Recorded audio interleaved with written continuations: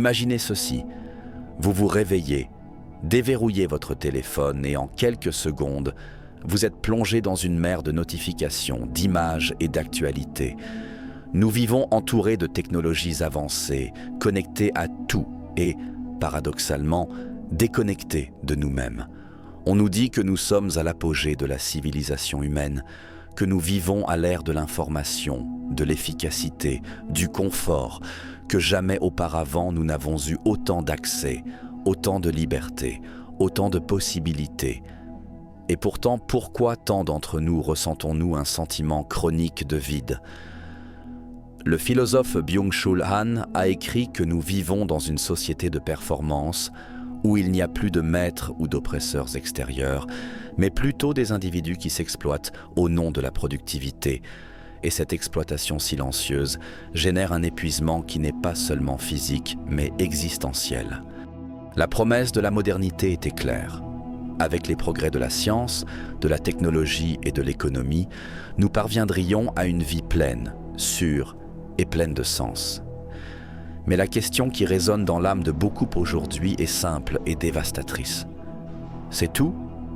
Dans cette réflexion, nous marcherons parmi les ruines silencieuses de cette promesse brisée, analyserons le paradoxe de la modernité, comprendrons comment un monde aussi avancé peut produire un sentiment aussi profond de déconnexion et de vide, et trouverons peut-être sur ce chemin une chance de renouer avec ce qui compte vraiment.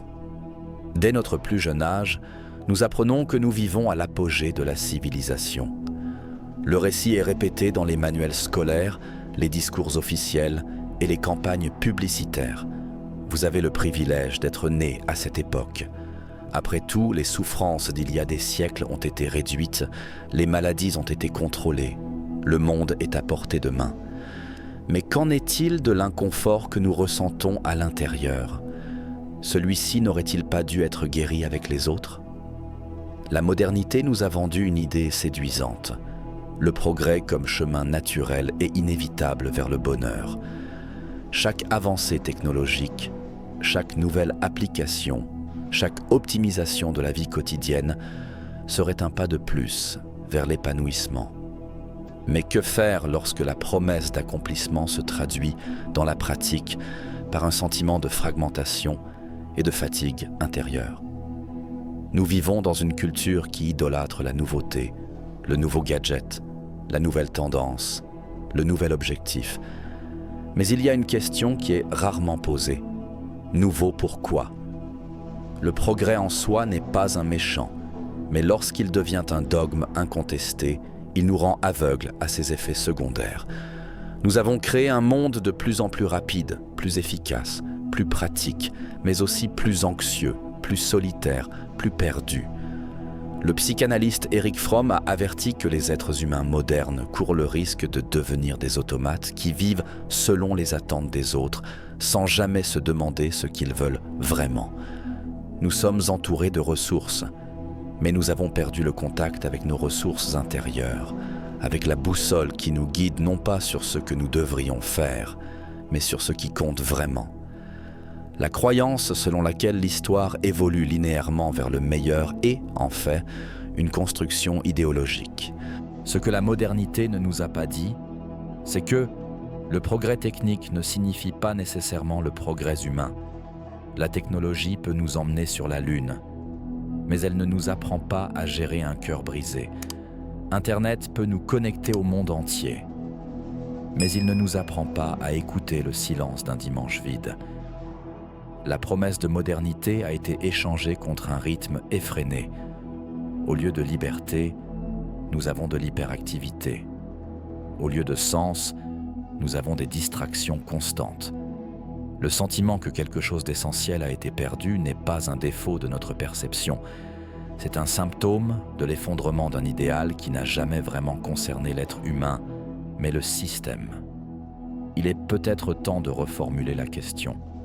Il ne s'agit pas de nier le progrès, mais de regarder dans les yeux cette promesse non tenue et de se demander à quel moment nous avons cessé de marcher vers l'intérieur et commencé à courir uniquement vers l'extérieur. Nous n'avons jamais été aussi connectés et nous ne nous sommes jamais sentis aussi seuls. Nous vivons à une époque où nous pouvons parler à n'importe qui, à tout moment, depuis pratiquement n'importe où sur la planète. Les messages arrivent en quelques secondes, les appels vidéo raccourcissent les distances, les algorithmes nous tiennent au courant de la vie de chacun. Et pourtant, il y a un silence profond entre ces connexions, un silence qui crie. La promesse était simple. La technologie nous rapprocherait. Cela faciliterait l'amour, l'amitié, l'appartenance. Mais ce qui s'est passé était autre chose. La connectivité est devenue superficielle, la communication instantanée est devenue un bruit constant et la présence a été remplacée par des notifications. Le philosophe Martin Buber nous a enseigné la différence entre la relation « je tue » et « je ça ». La première est une relation vivante, authentique, dans laquelle l'autre est vu dans sa globalité comme sujet. La seconde est utilitaire, fonctionnelle, dans laquelle l'autre devient un objet, un profil, une réponse rapide. La technologie nous a éloignés des relations « je tue » et nous a plongés dans des relations « je ça », où tout est mesuré, évalué et jetable. Nous nous sommes habitués à communiquer par messages rapides, à réagir avec des émojis, à suivre la vie des autres à travers des publications éditées et calculées. Mais à quand remonte la dernière fois où vous avez regardé quelqu'un dans les yeux pendant plus de 30 secondes sans écran entre vous? L'abondance supposée de liens est devenue un champ de mines de comparaison. Nous voyons les sourires des autres, les voyages des autres, les réalisations des autres. Tout est édité, filtré, éclairé artificiellement. Et cette surexposition crée l'illusion que tout le monde vit mieux que vous. Cela ne génère pas seulement de l'envie, cela génère une déconnexion, cela vous fait vous sentir comme un étranger, même dans votre propre vie. Ce qui était censé unir s'est fragmenté. Ce qui devait être accueilli a été révélé. Ce qui était censé faciliter les choses est devenu étouffant. Et le plus cruel dans tout cela, c'est que cette déconnexion est devenue normale. Les conversations profondes ont cédé la place à la visualisation. Les rencontres sont devenues des histoires. Les silences, qui étaient autrefois des espaces d'intimité, sont désormais remplis de manière compulsive par un défilement sans fin. Il ne s'agit pas de diaboliser la technologie, il s'agit de regarder honnêtement ce qu'il nous a volé, ou plutôt ce que nous avons laissé perdre. Être connecté est très différent d'être en communion. Et peut-être que dans ce monde de réseaux numériques, le véritable acte révolutionnaire est de s'asseoir avec quelqu'un, sans se précipiter, sans distraction, et simplement d'écouter. La connaissance a toujours été considérée comme un chemin vers la liberté. Pendant des siècles, l'accès à l'information a été un privilège réservé à quelques-uns et de nombreux combats ont été menés pour qu'il devienne un droit universel. Mais maintenant, nous vivons à l'autre extrême. Nous nageons dans les données, nous nous noyons dans les stimuli et pourtant, il semble que nous en sachions de moins en moins sur ce qui compte vraiment. Internet promettait une nouvelle ère de sagesse collective. Mais au lieu de cela, il nous a livré une avalanche de contenus fragmentés, d'opinions superficielles et de distractions sans fin. L'information a cessé d'être un outil de réflexion et est devenue un produit de plus destiné à une consommation rapide. Un coup d'œil rapide sur le feed, une petite vidéo là, un titre accrocheur qui apparaît au milieu, et on passe à autre chose, sans digérer, sans intégrer. Nous vivons dans une société qui ne valorise pas l'être, mais le faire. Le repos est une culpabilité, la pause est une erreur, l'oisiveté est un péché. Tout est une question de performance. Être productif n'est pas seulement une attente, c'est devenu une identité. Et ceux qui ne produisent pas, qui ne cèdent pas, qui n'accélèrent pas, se sentent inutiles. Depuis l'enfance, nous sommes entraînés à courir. Que feras-tu quand tu seras grand ? Ils demandent avant même que nous sachions qui nous sommes. La vie devient un marathon d'objectifs. École, examen d'entrée, carrière, réalisation, statut. Mais personne ne demande « Où vas-tu si vite ?» La psychologue Marie-Louise von Franz, disciple de Jung, disait que l'une des plus grandes souffrances modernes est la perte de contact avec le rythme intérieur. Nous vivons au rythme de l'horloge extérieure, de la productivité extérieure, des exigences extérieures, mais nous ignorons le temps de l'âme, qui est cyclique, lent, plein de pauses nécessaires. Le travail, qui pourrait être l'expression de notre raison d'être, est devenu une prison invisible. Même en dehors des heures de bureau, nous restons connectés, disponibles et anxieux. Les frontières entre vie personnelle et vie professionnelle ont disparu. Le téléphone portable, censé faciliter les choses, est devenu une chaîne qui nous lie au devoir constant de répondre, de résoudre, de livrer. Et cela s'accompagne d'un épuisement qui n'est pas seulement physique. C'est un épuisement ontologique, une fatigue d'être, se réveiller et être déjà fatigué, dormir et ne pas se reposer, vivre comme si nous échouions toujours, essayant toujours d'atteindre un idéal inaccessible, avec le sentiment de ne jamais être assez, peu importe ce que nous faisons. Le système nous a convaincus que la valeur d'une personne réside dans ce qu'elle accomplit. Mais personne ne peut être une machine tout le temps. Nous sommes humains. Nous avons besoin de vide, d'inactivité, de contemplation, non pas pour être plus productifs plus tard, mais parce que le repos est sacré. La grande tragédie du culte de la productivité est qu'il transforme la vie en une tâche. Et ceux qui vivent simplement en accomplissant des tâches oublient ce que c'est que d'exister simplement, ce que c'est que de s'asseoir sans se précipiter, de respirer sans culpabilité. Peut-être que le plus grand acte de rébellion aujourd'hui est de s'arrêter, de regarder autour de moi et de me demander « Ai-je été créé uniquement pour fonctionner ?» Le monde dans lequel nous vivons nous a silencieusement appris qu'être, c'est avoir, que la valeur de quelqu'un peut être mesurée par les marques qu'il porte, la voiture qu'il conduit, les expériences qu'il peut acheter et afficher. La consommation n'est plus seulement une nécessité ou un choix. Elle est devenue un moyen de construire son identité. Nous avons toujours été bombardés de messages nous disant que le bonheur n'est qu'un achat, que tout ce que nous devons faire est d'acquérir cela pour nous sentir bien, pour nous sentir complets, pour être enfin acceptés. Et quand on obtient ce qu'on veut, la satisfaction ne dure pas longtemps. Bientôt, un nouveau besoin, un nouvel objectif, un nouveau vide surgit. Ce n'est pas un accident, c'est voulu. Le système de consommation est alimenté par une logique perverse. Le bonheur promis ne peut jamais être complètement atteint, car si c'était le cas, le cycle prendrait fin. Nous sommes donc maintenus dans un état constant de désir, voulant des choses que nous ne voulons pas au fond pour combler un vide dont nous ne savons pas d'où il vient. Et le pire, c'est que nous consommons souvent, non pas pour nous-mêmes, mais pour les autres. Nous achetons pour être vus, pour nous sentir inclus, validés, appartenir. Les médias sociaux amplifient ce phénomène. Nous sommes devenus des vitrines ambulantes, où chaque image est une tentative de montrer que nous gagnons dans la vie. Mais que se passe-t-il quand personne ne regarde ? Que reste-t-il lorsque nous éteignons l'écran et que nous sommes seuls dans le silence de la pièce ? La réponse pour beaucoup est un malaise difficile à expliquer, un sentiment que, malgré tout ce qui a été accompli, il manque encore quelque chose d'essentiel. Le psychanalyste Carl Jung disait que ce qui ne vient pas à la conscience revient comme destin. En d'autres termes, si nous ne comprenons pas ce qui nous motive réellement, nous serons poussés par des désirs qui ne sont même pas les nôtres.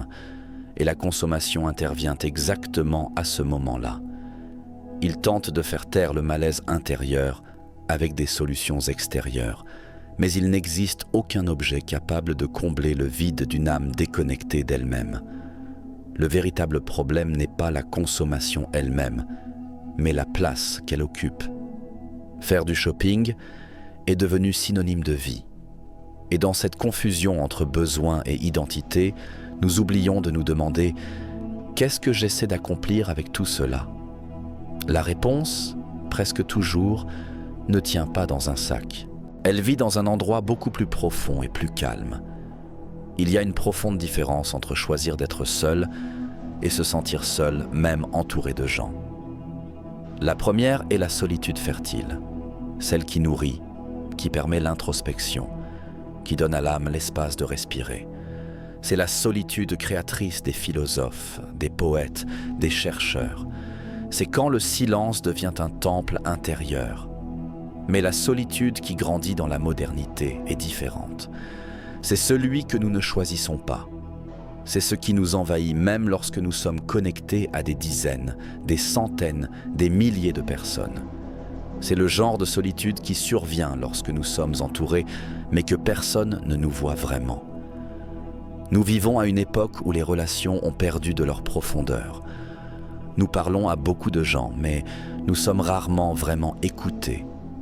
Nous partageons des fragments de nous-mêmes sur les réseaux sociaux, mais nous gardons l'essentiel sous silence.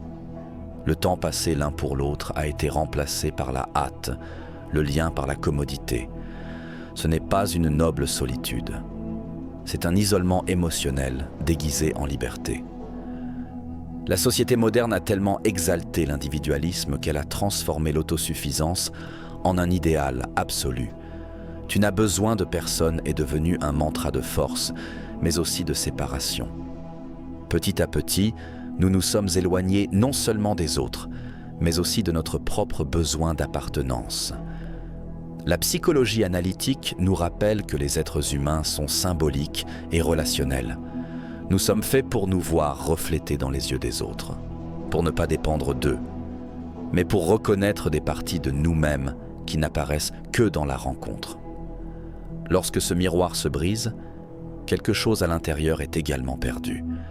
Jung a dit que la solitude la plus profonde n'est pas l'absence de compagnie, mais l'incapacité de partager ce qui est essentiel en nous. Et c'est ça, la solitude moderne.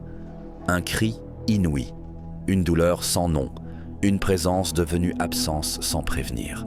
C'est pourquoi il est si important de faire la distinction entre la solitude recherchée qui guérit et la solitude imposée qui rend malade. Le premier est un droit, le deuxième, un symptôme. Nous ne parlons pas d'être seuls pour grandir. Nous parlons d'être déconnectés, même entre plusieurs. Et cela, plus qu'un choix personnel, est une conséquence systémique d'un monde qui valorise la performance plus que l'écoute, l'image plus que l'affection, l'indépendance plus que l'interdépendance. Peut-être que le remède à cette solitude ne réside pas dans le fait d'être avec plus de gens, mais dans la reconstruction de la qualité de la rencontre humaine, une rencontre où l'on peut dire que l'on peut être soi et que je peux l'être aussi, ici, maintenant, sans précipitation, sans masque. Il y a un moment où tout devient silencieux, et ce qui reste est une question brute, inconfortable, presque insupportable. C'est tout? Cette question ne crie pas. Il n'apparaît pas les jours de forte affluence ou lors des flux bruyants. Elle apparaît aux premières heures du matin, lorsque le téléphone portable a déjà été mis de côté et que le corps est trop fatigué pour faire semblant. Elle apparaît dans le silence entre un but et un autre, un dimanche lent, dans un regard perdu dans le miroir. C'est le cri silencieux de l'âme. C'est quand nous réalisons que tout ce que nous avons accompli, tout ce que nous avons montré, tout ce que nous avons essayé de prouver ne nous satisfait pas. C'est le moment où les certitudes se dissolvent, les rôles sociaux perdent leur sens et nous nous retrouvons face à un vide qui ne peut être ignoré. La modernité nous a appris à ne pas entendre ce cri. Chaque fois qu'il menace d'apparaître, il existe une solution toute prête. Distraction, divertissement, consommation, performance. Le système ne veut pas que vous vous arrêtiez, parce que lorsque vous vous arrêtez, vous commencez à voir. Et quand vous commencez à voir, vous commencez à vous interroger. Jung a appelé ce processus la nuit noire de l'âme, une rupture des structures externes qui soutenaient l'ego, laissant la place à l'émergence de quelque chose de plus profond. C'est douloureux, oui, mais c'est aussi nécessaire. Car ce qui en ressort n'est plus une identité fabriquée pour plaire au monde, c'est la vérité de l'être. Et quelle est cette vérité? C'est juste qu'aucun titre, aucune possession, aucun nombre d'adeptes ne peut remplacer l'expérience d'être entier avec soi-même. Aucune validation extérieure ne sera suffisante pour quelqu'un qui a perdu le contact avec sa propre essence. Le cri de l'âme ne demande pas de réponse facile. Il demande de l'écoute, il demande du courage, il demande un retour à l'authentique. Et pour cela, il faut sortir du mode automatique, aller au-delà des attentes, au-delà des comparaisons, au-delà de ce qui devrait être. Il faut descendre, aller au fond, toucher ce qui a été oublié. Ce n'est qu'alors que quelque chose de nouveau peut naître. Parce que le vide que nous ressentons n'est pas une absence, c'est un appel à vivre autrement, à exister avec présence, à aimer avec vérité, à nous reconnaître au-delà des masques. Et lorsque nous entendons ce cri, et ne l'ignorons pas, il se transforme de la douleur silencieuse en éveil, du désespoir en direction, de la perte en essence. Il faut du courage pour ralentir dans un monde qui récompense la hâte. Il faut de la force pour être gentil quand tout le monde est endurci. Il faut de la présence pour être vraiment avec quelqu'un et, avant cela, avec soi-même. Peut-être que la plus grande révolution que nous pouvons vivre aujourd'hui n'est pas technologique, mais spirituelle. Une reconnexion avec ce qui nous rend humains, avec simplicité, avec affection, avec présence, avec le présent. Le sens de la vie ne réside pas dans ce que vous cherchez à accomplir. C'est dans ce qui fleurit quand on arrête de courir. C'est dans l'espace qui s'ouvre lorsque nous cessons de regarder à l'extérieur et commençons à écouter à l'intérieur. Et vous êtes-vous déjà arrêté pour écouter ce que votre âme essaie de dire au milieu de tant de bruit? Si ce message vous a touché, partagez-le dans les commentaires. Unissons nos voix pour faire du tumulte une source de réflexion et de l'isolement, un lieu authentique de partage.